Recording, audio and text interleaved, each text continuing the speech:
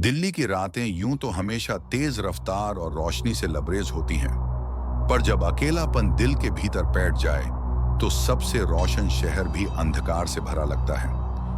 आरव मेहरा 29 साल का एक प्राइवेट कंपनी में काम करने वाला युवक अपनी जिंदगी को किसी सस्ते किराए वाले फ्लैट और कॉरपोरेट गुलामी के बीच समेटे हुए जी रहा था। लड़कियां उसकी ओर आकर्षित होती थीं। उसकी लंबी काठी, गहरी आंखें और संजीदा मुस्कान कुछ ऐसा समावेश थी जो किसी भी प्रोफेशनल डेटिंग ऐप पर पसंद किया जाता। मगर आरव अलग था। वो कनेक्शन ढूंढता था, शरीर नहीं। वो चाहत चाहता था, रात की हसरतें नहीं। और शायद इसी चाह में वो हर रात टिंडर पर स्क्रॉल करता। उस रात बारिश नहीं थी, पर मौसम में एक अजीब सी नमी और घुटन थी। बिजली जाने के बाद कमरा एकदम स्याह हो गया। खिड़की से देखो तो लगा जैसे पूरा आसमान जलकर राख हो चुका हो। कोई चांद नहीं, कोई तारा नहीं, बस शून्यता। मोबाइल की बैटरी 22% पर अटकी थी और वहीं टिंडर पर स्क्रॉल करते करते उसकी उंगली अचानक एक प्रोफाइल पर थम गई। मोबाइल की स्क्रीन पर उभरा एक चेहरा। नाम वंदना, उम्र 28 साल, लोकेशन शमशान घाट के पास, देवरा गांव। बायो, तुम मुझे पसंद करो या ना करो, मैं तुम्हारे सपनों में आऊंगी। तुमने जिस दिन राइट स्वाइप किया वो दिन आखिरी होगा। आरव की पहली प्रतिक्रिया थी हंसी। क्या टाइम पास कर रहे हैं लोग, उसने सोचा। पर तभी उसका ध्यान गया फोटो की ओर। एक महिला, लंबे खुले काले बालों में, लाल बिंदी लगाए, चेहरे पर अजीब शांति और होठों पर एक सांप जैसी मुस्कान। उसकी आंखें जैसे सीधी आरव की आत्मा में झांक रही थी। फोटो कोई एडिटेड इमेज नहीं लग रही थी। उसकी आंखों में दर्द था, आग थी और एक लालच जो डराता नहीं था, खींचता था। बस एक बार राइट स्वाइप करता हूं, आरव ने सोचा, और उसने स्क्रीन पर दाईं ओर उंगली घुमा दी। मैच! मोबाइल ने हल्की सी वाइब्रेशन दी और मैचिंग का साउंड आया। मैच होते ही एक पॉपअप आया। वंदना ने आपको मैसेज किया है। आरव ने मुस्कुराते हुए मैसेज खोला। वंदना, तुमने बुला लिया मुझे, अब मैं आ रही हूं। आरव की भौहें सिकुड़ी। इंटरेस्टिंग लाइन है, उसने जवाब में मजाक किया। आरव, बहुत डरावनी हो तुम, सिर्फ 3 सेकंड में रिप्लाई आया।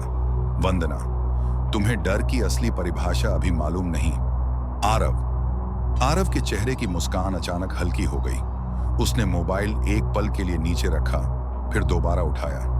क्या? नाम कैसे पता? उसने टिंडर प्रोफाइल फिर से देखा। वहां सिर्फ आरव नाम दिखना संभव नहीं था। शायद फेसबुक से लिंक होगा, वो सोचता रहा। पर एक अजीब सी बात और थी। टिंडर पर प्रोफाइल के नीचे लोकेशन दिख रही थी, तुम्हारे कमरे के बाहर। आरव घबरा गया। उसने दरवाजे की ओर देखा। कमरे की घंटी नहीं बजी थी, पर खिड़की के पास कोई हल्की सी आहट जरूर थी। घड़ी रात के 12:43 थी। बिजली अब तक नहीं आई थी। मोबाइल की बैटरी अब 17%। खिड़की की सलाखों के बीच से एक झोंका कमरे में घुसा, बिल्कुल बर्फ जैसा ठंडा। आरव के हाथ अपने आप कांपने लगे। उसने खिड़की की ओर बढ़ते हुए आवाज लगाई। कौन है वहां?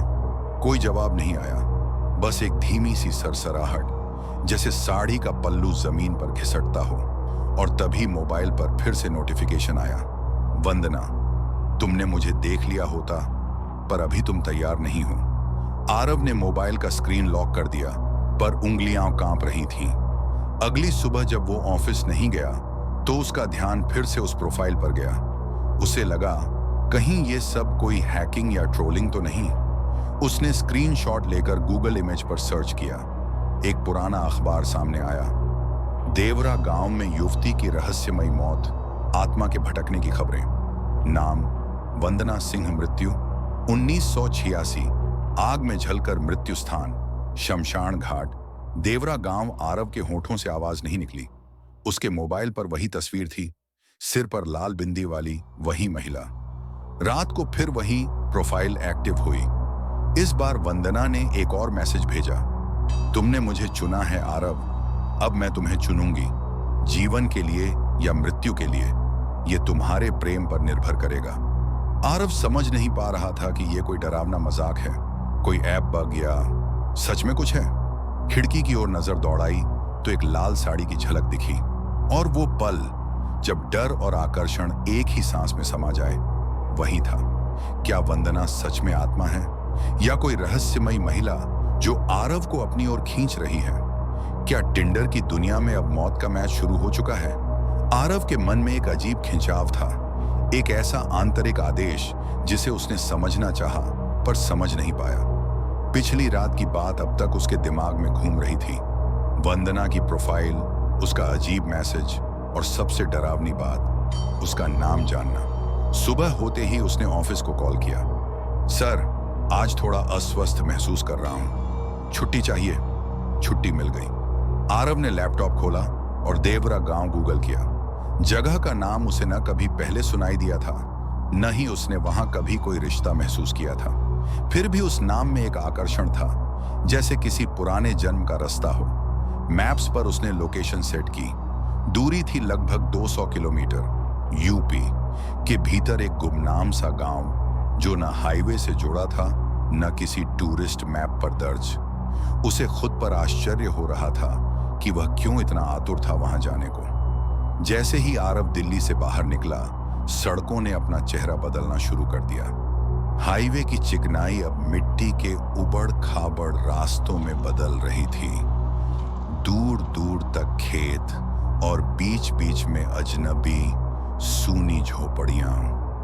मोबाइल नेटवर्क धीरे धीरे गुम होता गया। सड़क के किनारे लटकते पीपल के पेड़ और उनके नीचे बंधी नींबू मिर्च की माला जैसे किसी टोने टोटके की कहानी कहती प्रतीत हो रही थी।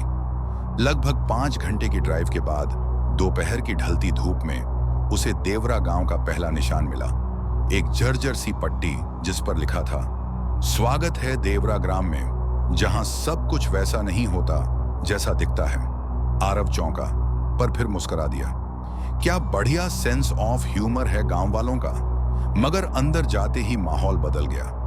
गांव के मुहाने पर एक नीम के पेड़ के नीचे बैठी एक बुजुर्ग औरत ने उसे देखा और हाथ उठाकर गाड़ी रोकी। उसकी आंखें सफेद थीं, जैसे रोशनी छीन ली गई हो। उसकी त्वचा झुर्रियों से भरी, पर उसके चेहरे पर भयावह दृढ़ता थी। तू वंदना को ढूंढने आया है ना? उसने पूछा। उसकी आवाज में कोई कंपी नहीं थी, पर उसमें समय का भार था। आरव की सांसें अटक गईं। कैसे पता? बूढ़ी औरत धीरे से मुस्कुराई। जिसे बुलाया गया है वही आता है। पर सुन, जा सकता है, पर लौट के आने का सपना मत देख, क्योंकि वंदना जिसे चुनती है वो उसका होता है, हमेशा के लिए। आरव ने डर के मारे गाड़ी स्टार्ट कर दी और आगे बढ़ गया, पर अब उसके रोंगटे खड़े हो गए थे। गांव के भीतर जैसे समय थम गया था। कोई आवाज नहीं, कोई इंसान नहीं, बस सूखे पत्तों की सरसराहट और हवा में घुलती एक नम सी गंध। आरव गाड़ी से उतरकर एक पुराने रास्ते पर चल पड़ा। वही रास्ता जो मैप में दिखाया गया था, एक वीरान खंडहर की ओर। खंडहर पुरानी हवेली की बची खुची दीवारें, जिन पर अब काई जमी हुई थी, टूटी सीढ़ियां, धंसे हुए दरवाजे और झाड़ झंखाड़ से ढकी हुई छत। जगह जगह पर काले निशान, जैसे किसी ने यहां आग लगाई हो या कुछ और तभी हवा में एक अजीब सी गंध फैली, कुछ फूलों जैसी, कुछ खून जैसी। आरव ने देखा, सामने खड़ी थी वो वंदना। सांझ का समय था, सूर्य छिप रहा था और अंधेरे की पहली परत उतर रही थी। वो वहां खड़ी थी, हवेली की टूटी सीढ़ियों पर। लंबे खुले बाल, सफेद साड़ी जो हवा में लहरा रही थी, माथे पर लाल बिंदी जो इस धुंधले माहौल में भी चमक रही थी, और उसकी आंखें गहरी, काली, पर उनमें प्यास थी। एक ऐसी प्यास जो शांति नहीं, शिकार मांगती थी। वो मुस्कुराई। तुम आ ही गए आरव, मैंने कहा था तुम नहीं लौट पाओगे। आरव ने कांपती आवाज में पूछा। तुम वंदना हो? हाँ, तुमने राइट स्वाइप किया था ना।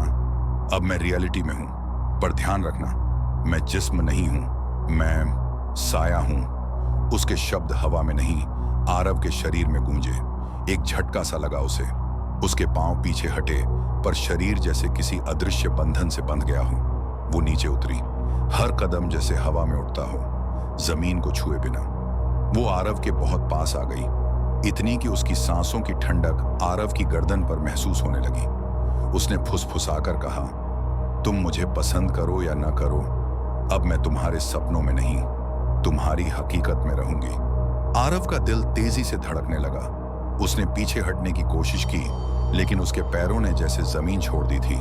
और तभी हवेली के भीतर से एक कराहती आवाज आई, किसी और की, किसी तीसरे की। आरव चौंका। वंदना मुस्कुराई। अब चलो मेरे साथ अंदर। सिर्फ मैं नहीं, हम सब तुम्हारा इंतजार कर रहे हैं। गांव की पुरानी हवेली के भीतर जैसे ही आरव ने कदम रखा, चारों ओर अंधकार की चादर लिपट गई। बाहर की रोशनी जैसे भीतर आने से डरती थी। दीवारें पुरानी थीं, मगर उनमें अजीब सी गर्मी और कंपी दोनों महसूस हो रही थी। आओ, अब तुम्हें मेरी कहानी सुननी ही होगी। वंदना की धीमी पर दमदार आवाज फिर गूंजी।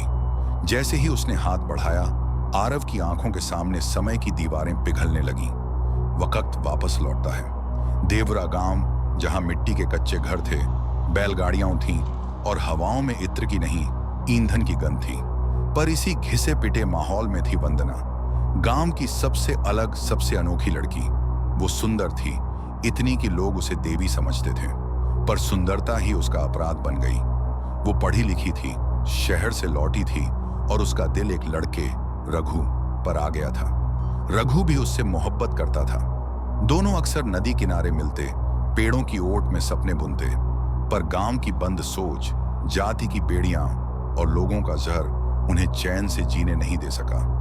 एक दिन रघु गायब हो गया। उसकी तलाश हफ्तों चली, और फिर अचानक शमशान में राख के ढेर से उसकी अंगूठी मिली। गांव वालों ने बिना किसी जांच के फैसला सुना दिया। वंदना ने रघु को मारा है और उसकी लाश जला दी है। वो कोई औरत नहीं, डायन है, जो जवान मर्दों को फांसती है। लोगों ने न लाश देखी न सबूत, बस आग जला दी। उसी हवेली में वंदना को बांधा गया, मिट्टी का तेल उड़ेला गया और जिंदा जला दिया गया। उस वक्त जलती हुई वंदना ने अपने चीत्कारों के बीच एक शाप दिया, एक ऐसा शाप जो हवाओं में दर्ज हो गया। मैं लौटूंगी हर 100 साल में, और जिसने भी प्रेम का मुखौटा पहनकर मेरी रूह को जगाया, वो मुझसे बच नहीं पाएगा। वो मेरा होगा या फिर शून्य में खो जाएगा। जलती आंखों से निकला वो शाप अब सिर्फ एक अफसाना नहीं, हकीकत बन चुका था। सदी बीत गई, लोग बदल गए, पहनावे और सोच भी, मगर श्रापों की उम्र समय से नहीं बंधी होती। गांव की हवेली वीरान रही, कोई उस ओर झांकने की हिम्मत नहीं करता। कहते हैं हर 100 सालों में जब वंदना की आत्मा पूरी शक्ति में लौटती है, वो कोई नया माध्यम चुनती है खुद को दुनिया से जोड़ने के लिए। 1900 में वह एक गांव के शिव मंदिर में प्रकट हुई थी, एक चूड़ी वाली औरत बनकर। 2000 में वह एक रेडियो कॉलर बनकर लोगों की नींदों में आई थी। सुना है रात की रूहें बातें करती हैं। 2025 में उसने चुना टिंडर, आज का प्रेम का बाजार। आज के जमाने में लोग रिश्तों को चेहरों से चुनते हैं। वंदना ने यही कमजोरी पकड़ी। उसने खुद की एक नकली प्रोफाइल बनाई, एक खूबसूरत लड़की की जिसका नाम वंदना 25 लेखक था। हर उस व्यक्ति को जो सिर्फ बाहरी सुंदरता देखता, भावनाओं की गहराई नहीं, उसे वो पसंद करती। फिर उसका नंबर मिलाकर धीरे धीरे कहानी रचती। लेकिन एक बात जरूरी थी, वंदना की आत्मा तभी पूरी तरह प्रकट होती जब कोई लड़का उसका नाम जाने बिना उसे पसंद करे, और जब नाम पता चले तब भी उसे जुड़ने का साहस रखे। आरव वो एक था। उसने प्रोफाइल देखी, चेहरा देखा और पसंद किया। उसने बात की, नाम सुना, और तब भी डरकर भागा नहीं। यही गलती थी। यही था वंदना के शाप का ट्रिगर। अब वो जाग चुकी थी पूरी शक्ति के साथ। अब वो सिर्फ स्क्रीन पर नहीं, आरव की हकीकत में आ चुकी थी। आरव की आंखें खुली, वो फिर उसी हवेली में था। वंदना उसके सामने खड़ी थी। अब जान गए मैं कौन हूं? उसने पूछा।